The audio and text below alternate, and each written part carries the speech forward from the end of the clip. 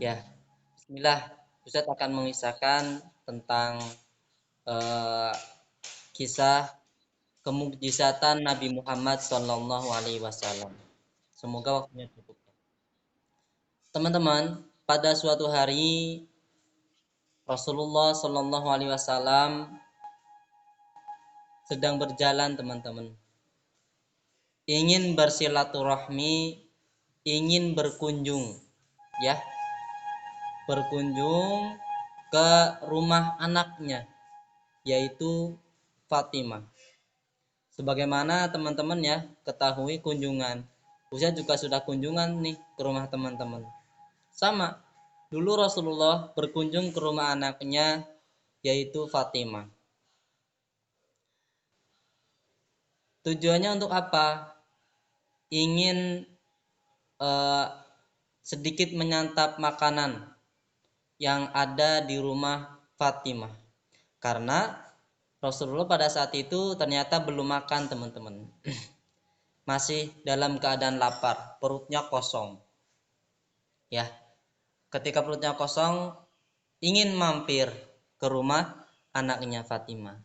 Di rumah Fatimah ada nggak ya makanan? Kalau ada, bolehlah saya mencicipi makanannya sehingga perutnya kenyang. Nah, teman-teman, kemudian Rasulullah terus berjalan sampai akhirnya tibalah di rumah anaknya, di rumah Fatimah. Mengucapkan salam, dengan mengucapkan salam, Assalamualaikum.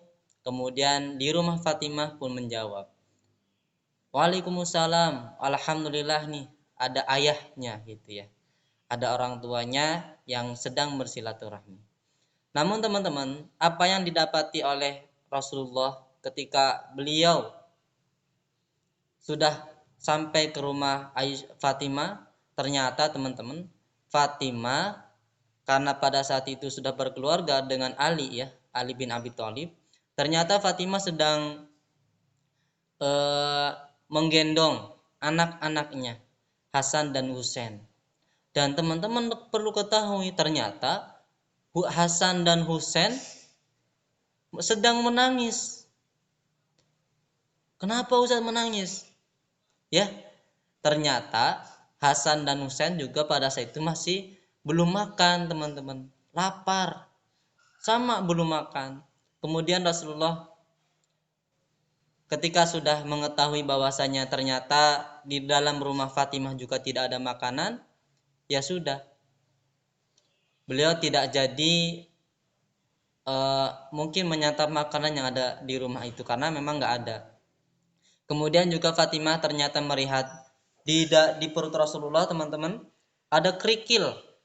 Buat apa? Ada batu yang disimpan di perut Rasulullah, bukan di dalam ya, diikat oleh tali. Kenapa diikat? Untuk mengganjal perut yang sedang lapar. Tuh teman-teman, manusia yang paling mulia, dia dengan kesederhanaannya teman-teman, ya, sampai lapar perutnya diganjal oleh kerikil.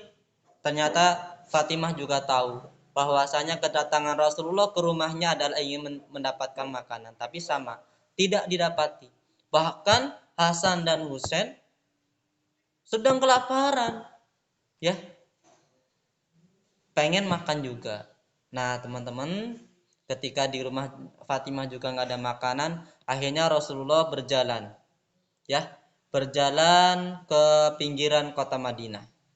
Teman-teman jangan anggap pinggiran kota Madinah itu dekat, jauh teman-teman.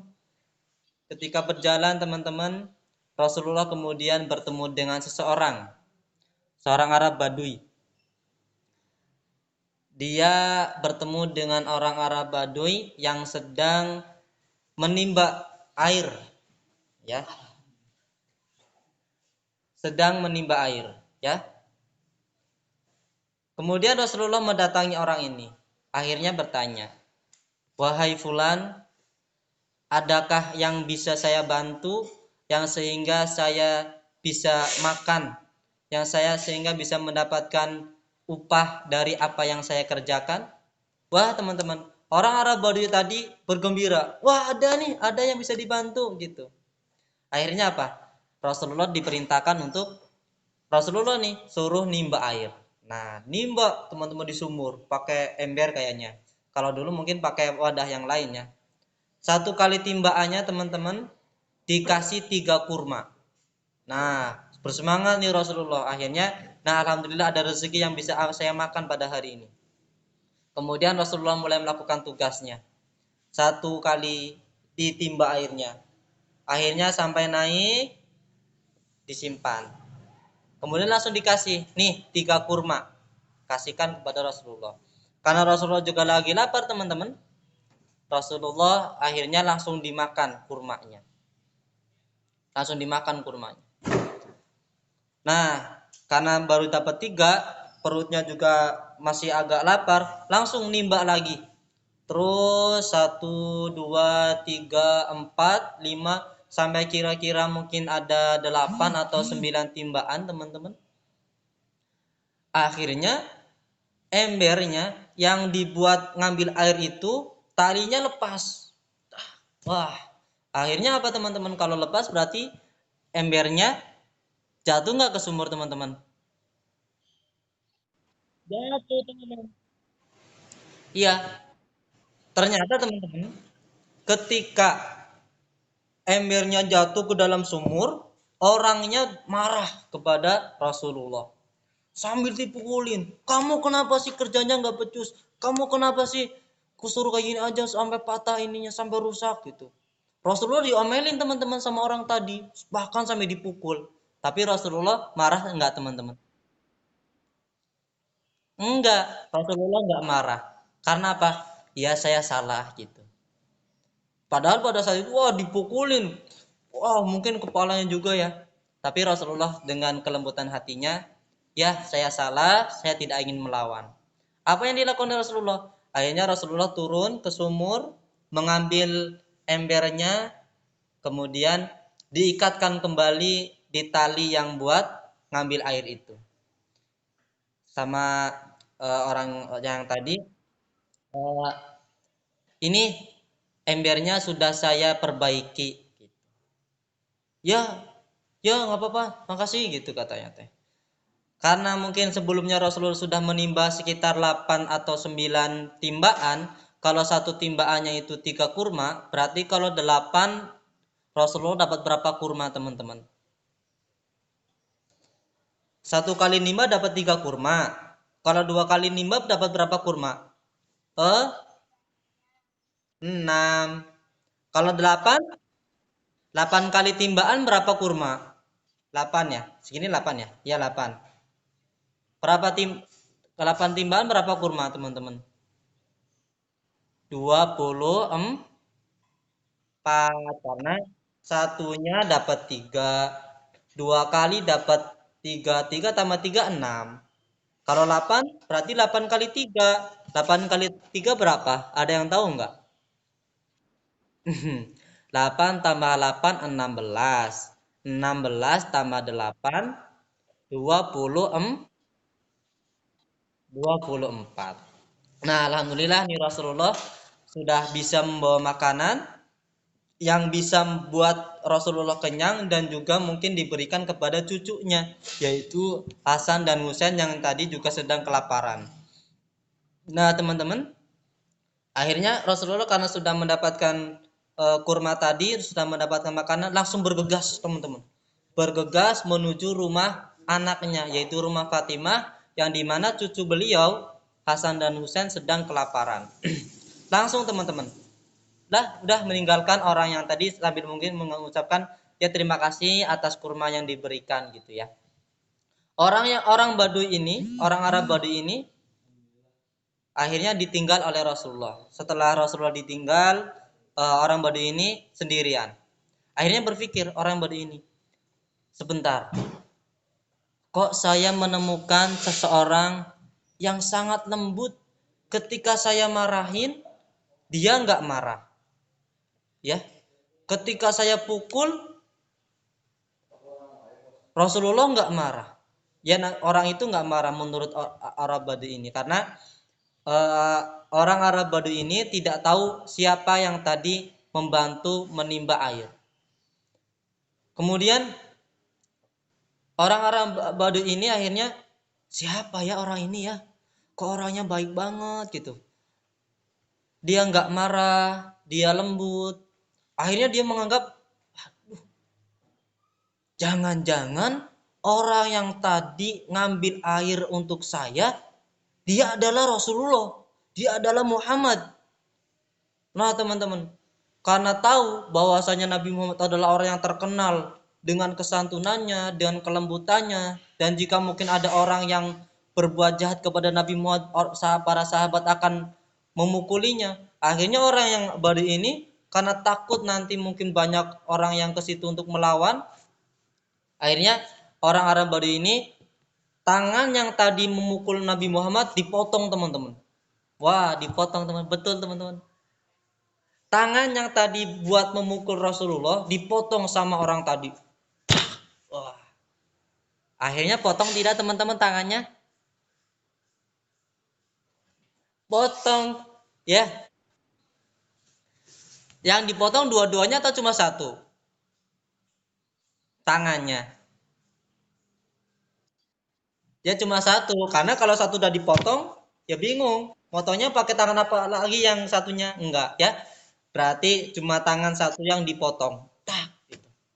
Nah, ketika dipotong tentu darahnya banyak yang mengalir, teman-teman. Ya, ketika darahnya sudah banyak yang mengalir, orang tadi mungkin karena kebanyakan darah yang keluar, dia akhirnya pingsan, teman-teman. Pingsan, nggak sadar lagi. Setelah berapa lama kemudian ada orang datang ke situ, rombongan orang datang ke situ, akhirnya membangunkan orang tadi, yang tadi udah pingsan itu yang karena tangannya dipotong. Bangun, bangun, bangun, bangun. Wah, gitu ya. Teman-teman suka dibangunin nggak sama ayahnya, sama ayah bunda? Iya ya. Akhirnya orang yang tadi, ya, orang yang tadi sadar kembali. Wah, apa ini? Nggak ada ya, tangannya cuma satu ya, mungkin kayak gini. Akhirnya ditanya, kamu kenapa? Kenapa tangannya terpotong seperti ini? Akhirnya diceritakan, teman-teman, dari awal yang pas Rasulullah ke jalan ke tepi Madinah, kemudian apa? Yang nimba sumur itu. Oh, seperti itu gitu. Akhirnya udah ditinggal aja sama rombongan itu. Kemudian orang yang tadi yang saking ketakutan yang motong tangannya itu akhirnya datang menuju masjid, ya, ke kota Madinah, karena itu di pinggirannya, sambil membawa tangan yang sudah dipotong, dibawa tangannya, teman-teman. Berjalan akhirnya eh, datanglah orang ini ke masjid Nabawi, ya, ya, masjid yang biasa Rasulullah sholat. Akhirnya bertanya, wahai orang-orang, ada yang tahu di mana Muhammad? Ada yang tahu di mana? Kan orang ini memang belum Islam, ya, belum masuk Islam, jadi memanggil Rasulullah dengan nama aslinya yaitu Muhammad. Di mana Muhammad? Ada yang tahu nggak? Nah, ternyata di masjid di situ memang banyak orang, teman-teman, yang mungkin lagi belajar, mungkin lagi melaksanakan sholat. Karena orang Arab Baduy ini terkenal tidak sopannya, dia datang ke masjid. Dia dengan berteriak-teriak seperti itu. Akhirnya ada seorang sahabat Rasulullah, sahabatnya namanya siapa ya? Ya, coba suaranya agak di ini ya. Nah, dia datang ke masjid, akhirnya ya ingin mencari mana nih Muhammad. Sambil membawa tangan yang dipotong itu, teman-teman. Ada sahabat, saya tahu di mana Muhammad. Saya tahu di mana Rasulullah. Ayo ikut saya. Diantar, teman-teman. Dibawa orang Arab Baduy ini ke siapa? Ke rumah Fatimah, karena Rasulullah ada di situ. Nah, pas dilihat ternyata benar. Rasulullah di situ sedang duduk bersama cucunya sedang makan kurma. Kurma yang dikasih orang yang tadi. Akhirnya melihat, wah, betul. Itu yang tadi saya pukul itu Muhammad. Yang tadi saya pukul itu adalah Rasulullah. Wah, gimana ini? Akhirnya bertemulah orangnya sambil meminta maaf kepada Rasulullah. Ya Rasulullah, wahai Muhammad, mohon maaf, kirain tadi bukan kamu, bukan antum. Makanya saya buat seperti itu, pukul-pukul antum. Mau nggak antum memaafkan saya gitu. Akhirnya Rasulullah memerintahkan masuklah Islam. nanti kamu akan selamat. Kemudian orang yang tadi, saya akan masuk Islam, tapi saya belum tahu nih, saya belum kuat, apa yang bisa membuat saya yakin untuk bisa masuk Islam. Akhirnya Rasulullah tadi kan dia minta maaf karena takut, terus tangannya dipotong sambil dibawa teman-teman. Akhirnya tadi Rasulullah minta masuklah Islam.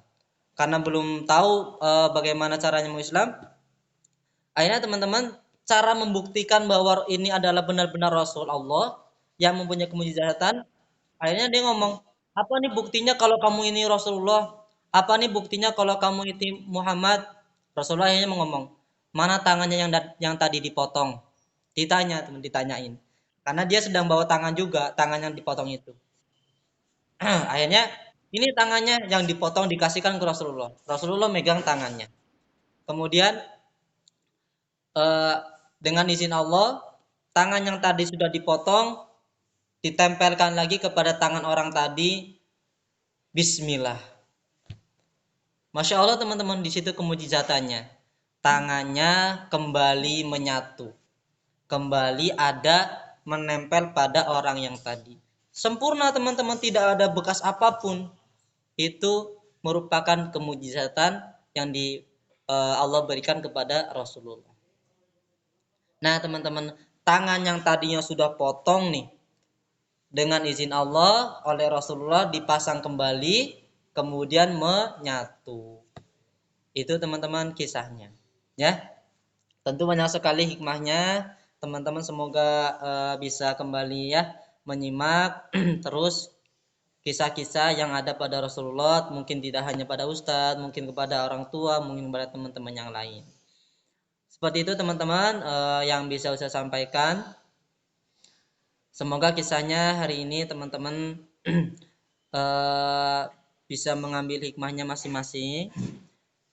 Ya, sebenarnya Ustadz ingin lanjutkan untuk hikmahnya, namun waktunya cukup banyak ya. Insya Allah pada kesempatan yang lain, coba Ustadz akan minta apa nih hikmah dari kisah yang Ustadz bawakan pada hari ini. Baik teman-teman, Ustadz cukupkan. Sebelum Ustadz tutup, ada yang ingin disampaikan teman-teman?